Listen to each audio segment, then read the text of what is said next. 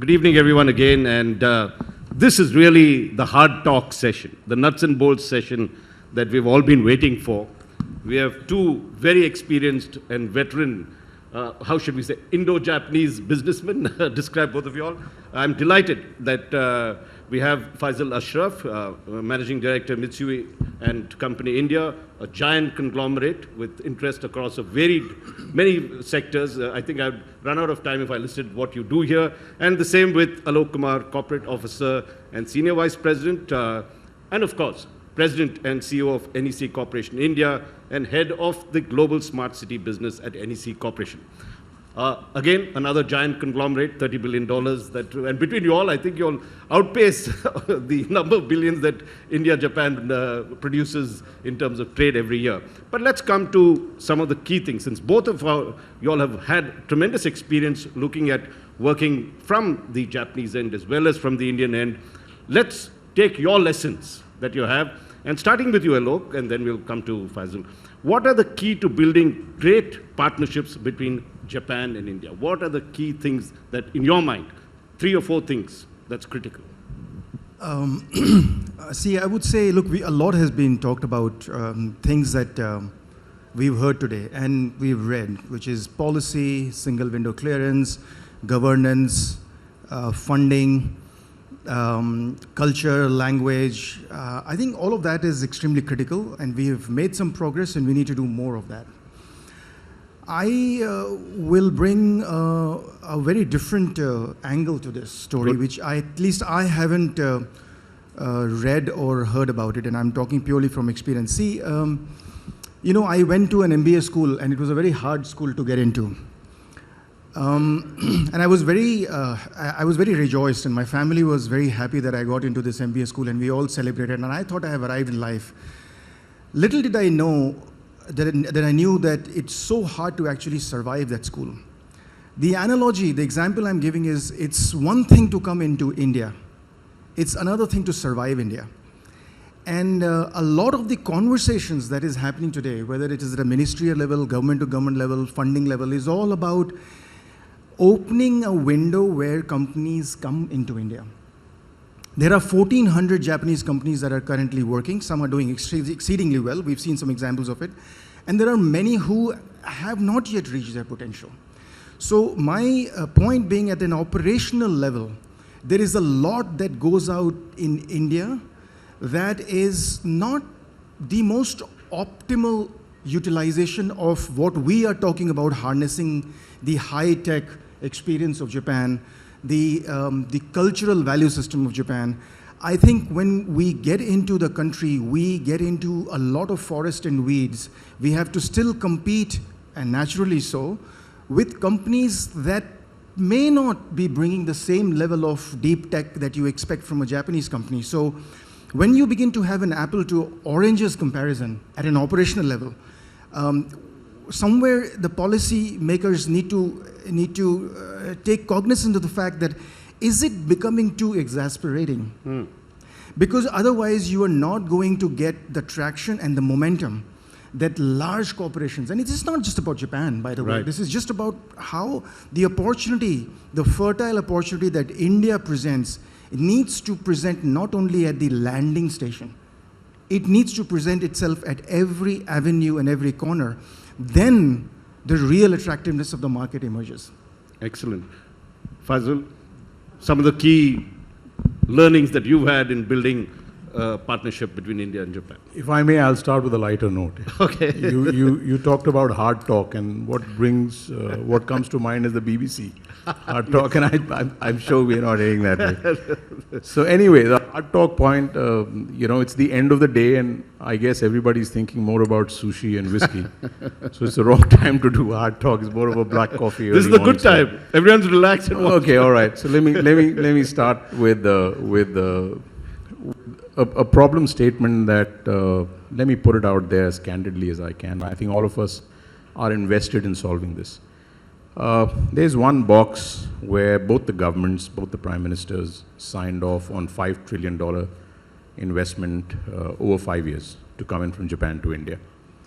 The documents were signed, and I have no doubt in my mind that both the governments are extremely sincere to do this. And I believe the Japanese ambassador alluded to this number. Based on exchange rate, present exchange rate, it's about $33 billion. That's one box. The other box, which brings an element of sobriety to this aspiration, is that over the last 20 years, the total Japanese FDI in India is 38 billion.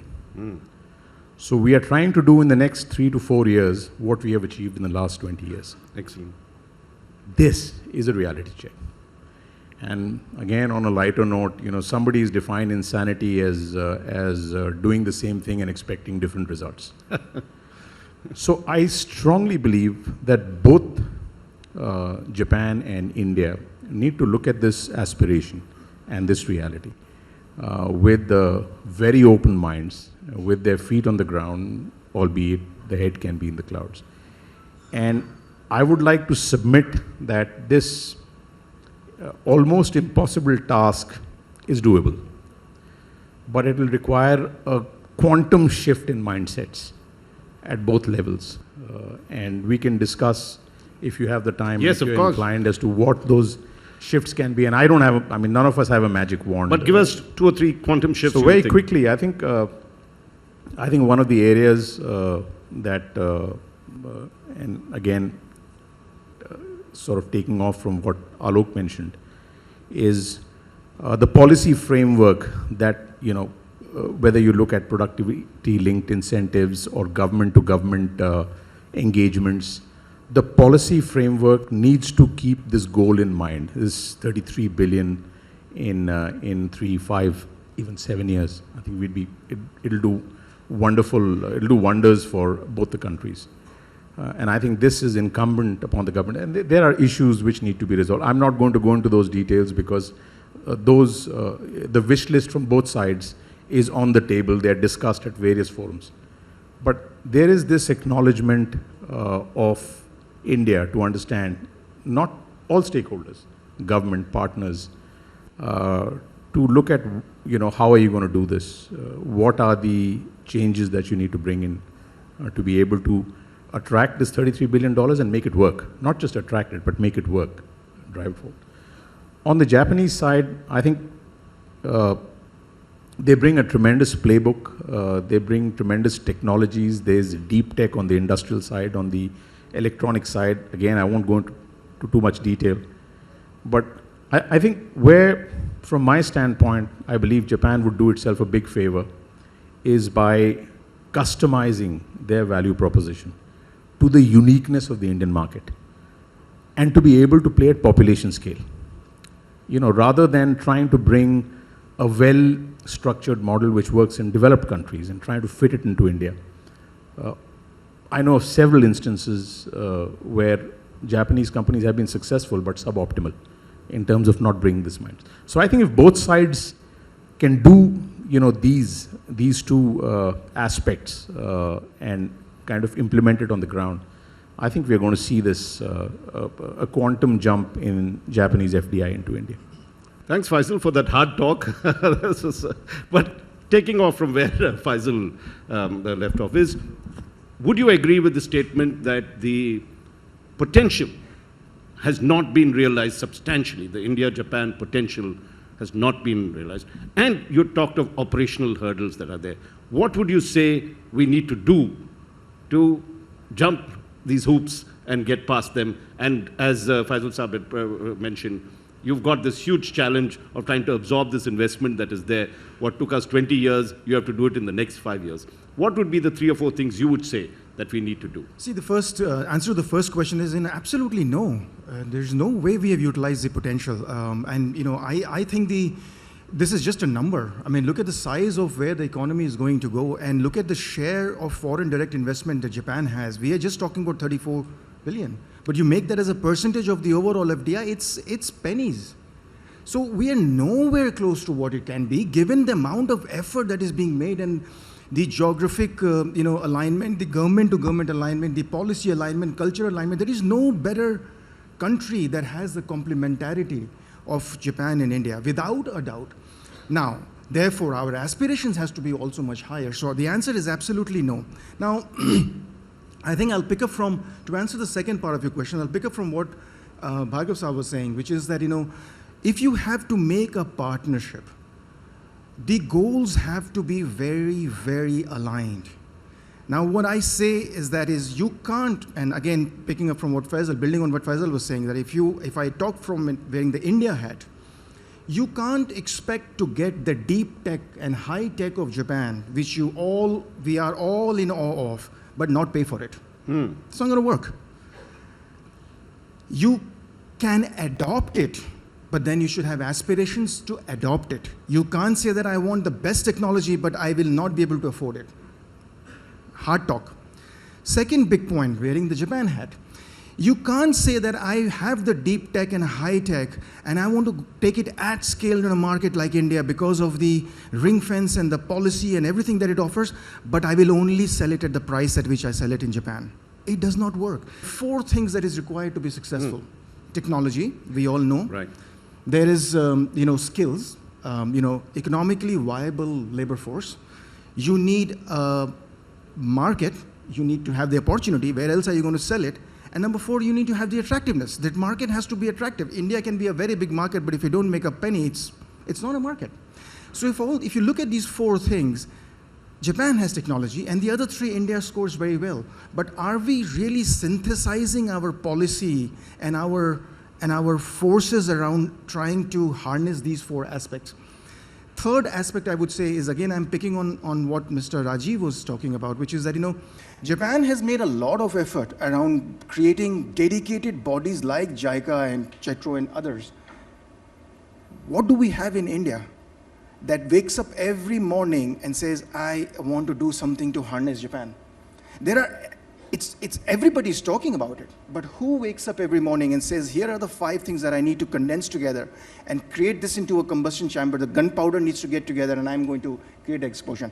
I think those are the stuff that we need to do now. Excellent, excellent. And let's give them both a warm round of applause for those wonderful points that are there. We've got another 11 minutes, and I'm going to come to Faisal on this, and let's talk about culture. We had, I think the Panasonic MD had come and said there are so many similarities in our culture, the way we do business, the way we do our religious things, some similarities. Where is the clash that is coming? When you do business with India and do business with Japan, what are the differences? What are the pluses? Let's put it this way. And what are the challenges? I wouldn't say minuses, that sounds negative, but the challenges we need to overcome. So I think somewhere during the course of the day, I was watching your live feed, and I think there was Mr. Ram Madhav talking about the geopolitics. And there's this very interesting dichotomy with regard to the quadrilateral security dialogue. I'm not sure if it's a part of the agenda, and I'm not sure if I'm answering your question directly, but there's this huge opportunity, because here you have, in terms of numbers, you have India and Japan, which, if I might use the word carefully, spiritually, geopolitically, strategically, massively aligned. But in terms of that reflecting into investment flows, there's a big spread. Right. It's exactly the opposite in the case of China, right? Geopolitically, spiritually, they're not massively aligned, but look at the numbers. 10 times our numbers in terms of and both business, gain yes. from that. Right. So, this is, and nobody has an answer to this. It's a complex story. And in terms of culture, again, there isn't anything new, but very clearly, a lot of Indian stakeholders need to understand the value of long-termism. It's not inherent in us. It's not something that we are born with because of a historical background. But long-termism, the ability to build relationships and trust and value over a certain period of time. Can I be a little more... if I might just complete finish. very quickly, and this is counterintuitive, I think a lot of our Japanese collaborators need to build in a certain degree of healthy short-termism. If we can both make 2 steps forward, I believe that combustion that Aalok was talking about will happen. In fact, it's already happening in certain mid-cap sectors. So I'm very optimistic, but this cultural both sides need to make sure that the peg is round in a round hole or square in a square hole. That's basically what I wanted to answer in terms Well, I just wanted you to be a little more direct when, in terms of personalities. The image is that we are jugaad. India is, wants things to be done ad hoc in some senses, don't want the precision that Japan insists on. Have we been able to meet our minds on that? Is that an issue that crops up, and is that one of the reasons why we are slow to grasp at each other's potential? Very short answer. I think jugaad has got its own value. But if you look, for instance, at infrastructure, I think there is a point of diminishing returns. There's a point where jugaad needs to come to an end and solid structural value creation needs to kick in. So it's a great word, it sounds great, but there is a point of diminishing returns. And the key factor is to figure out where have you reached that point of diminishing return and where do you need to build structural value. Look, I'm going to throw that to you. I mean, what is the image of India? You've dealt with both sides, right? That Japanese have of India when it comes to business, and what is the image India has when it does business with Japan? Some would say slow, some would say, I mean, let me ask you. That also means that he didn't get the answer from him, so he's coming to me. You see, if I can take a poll over here for all the Indians who are sitting around, and if I was to ask the 3 words to describe Japanese people and Japanese culture, and please don't mind Japanese people, I'm talking in your favor. The 3 words that will come is, it's very slow. It's very hierarchical. And they're never ready. And I would say that we have to be very careful interpreting these 3 words. Slow does not mean they are lazy. Slow means that they are looking for perfection. There's nothing wrong in that. Hierarchical does not mean that they are bureaucratic. Hierarchical means that they are inviting multiple viewpoints to the decisions that they have to take. Is there anything wrong in that? Not ready does not mean that they are risk averse. Not ready just means that for them, a product has to be 100% repeatable and replicable. Now, that's our impression of Japan. So we have to pivot ourselves to understand when you are interpreting them, be careful that you don't very quickly bundle them in one corner and say, oh, they are slow. There is a reason why they are slow. There is a reason why they are seeking perfection, because that's how they have built their country. The same country that we are in so much awe of, the same country that we believe is going to give us the technology. You can't say, I want everything else, but I will not take the foundational blocks that got you there. That cannot happen, guys. So that's the one piece of advice I'll give you. And I've lived in Japan for 12 years. So when I talk about this, I talk with an immense amount of passion. Equally so, when we are looking from the Japan side to India, yeah, it is a jugaad culture. Yes, it is about trying to find a solution quickly. Yes, 80% is good enough. Why do we have to wait for 100%? Let's get it started. Yes. Our product is not failing today. No, when it fails, we'll deal with it. Let's launch the product today. That's not how Japan works. So we have, and I'm not professing either of this is right or wrong. What I'm saying is that we have to communicate. We have to isolate the problem. So one example, you'll say I'm talking very high level. One example of this is that when you say that they are taking a lot of time for decision, you have to understand if there are 20 people that needs to take the decision. Our job as Indian, bring the Indian culture, is to understand who are those 20 people who are the decision makers. And you have to say, instead of going to person 1, get answer, go to person 2, get answer. That's slow.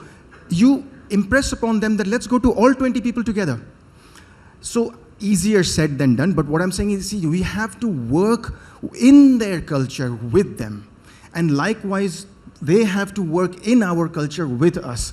That respect, I think there is a lot of gap. That mutual understanding is a big gap. So language is a starting point. Language is an interpretation of understanding all of this. But beyond that, I think we have to dig deeper. And we should never leave ourselves with this excuse to say that, I don't understand what this person is saying. No. It's not the language which is the problem. It's the culture which you're not understanding. So I would strongly urge all of us, and also the people on the other side of the table, to come midway.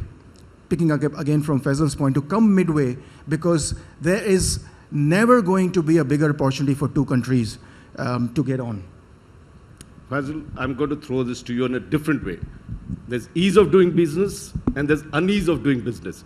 What's the ease of doing business here and what's the unease of doing business when you come to India, Japan? You know, I don't have a very sophisticated answer, but let me try again. I think one of the unique factors, and I say this on empirical experience, one of the unique features of this very unique market, this very unique geography we call India, and it's very unique, even amongst emerging markets, is that as a market, it disproportionately rewards a good business model. And it super quickly punishes a not good business model. So I'm simplifying it, of course, sure. But therein, in that simplification lies my starting point, and this is not true of just the Japanese, even Indian businesses. You need to fit your business model, your value proposition, your price points, your delivery speed to India's uniqueness and be able to play at population scale. Because given the accepted price points here, you're not going to be able to use a developed country value proposition or story, at least for the next 20 to 25 years. And there are innumerable cases, including Japanese companies, where if you've been able to customize your business model to this market, the rewards have been disproportionate. And I can take examples as well, so on that front. That's the limited point I'd like to make. Thank you. You had mentioned earlier about this lowest, you're talking of deep tech and high engineering, but low prices and lowest tender, the L1 phenomenon that's there. How does India move out with Japan from this low-end value to being the frontier of engineering and frontier of all that that is of value with Japan? I think look, honestly, it's a complex question because this is not just about me saying what is my wish list. It's also got to do with the policy, it's got to do with the sector choices, etc. But I would only say one thing, that as policymakers, as industry leaders, we all have to constantly think about what are the sectors in which, when we are bringing this technology translation into India, how do we, somebody was making the point, I think it was Mr. Rajiv Kumar, ex-chairman Niti Aayog, who was making the point that you need to provide the ring fence to that industry. And almost, spoon feed is a wrong word, but a ring fence to that industry that it catches the right route and then builds from there. So if you are thinking of bringing a space technology, bad example, we are already the leaders, but just to, you get the drift of my point. If you're getting a high tech to come into market and make them compete with an L1 tender, where somebody who is unverified and unclaimed says that I can also do this, then you are never going to have participation from the best technology companies here, because you're an entrepreneur.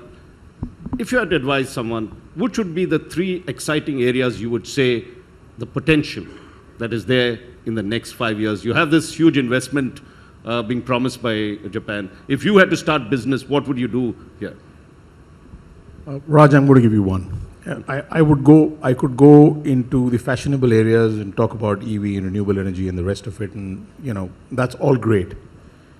But perhaps I'm bringing a counterintuitive point. I think the area where India is set to generate incredible growth, and perhaps at this point difficult to imagine growth, is agriculture. It's one of these, segments which is always pushed aside.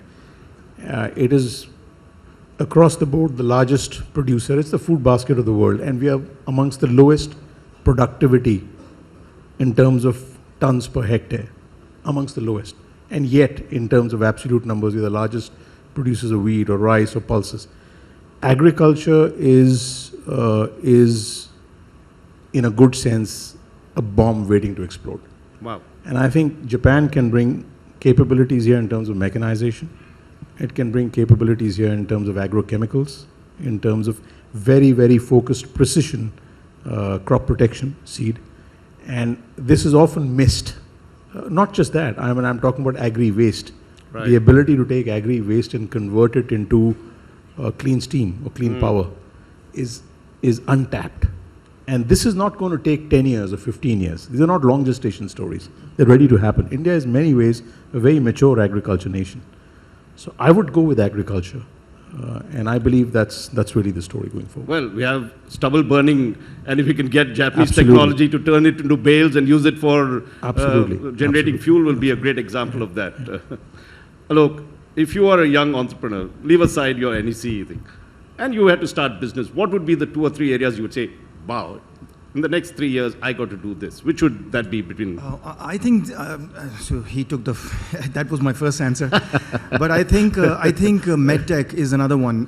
Health tech is another one that is that has huge potential and opportunity, because health is a sector that touches everybody's nerves, right? It is, I mean, we've all experienced through the pandemic time, how how a health services sector fails at scale. We have seen that. When I say fail, I don't mean to say everything, but it was suboptimal in terms of demand. So I think health tech is another space where a lot can be done, and technology can play a big role in just simply connecting information. I'm not talking about putting hospitals. Of course, we need all of that too, but just optimizing the usage of the assets that are already invested in. We are hugely suboptimal. If you go to government hospitals, you will see at any given point of time there is probably their utilization is at 30%, and the worst part is we don't know that it's 30%. You don't know that 70% is unutilized, and how do you connect that to say that if there is a bed available, how do you make sure that the patient can be transferred? Right. And I think that democratization of information in the health tech alone, at the most basic level, can take away a lot of pain points for our society. Excellent. We could have had a 1-hour session. I'm sure all of you all are very interested in. Let's, ladies and gentlemen, let's give these two gentlemen a very, very warm round of applause. I think they've brought so much light, shown so much light. Let the sun never set on India-Japan relations. Thank you very much.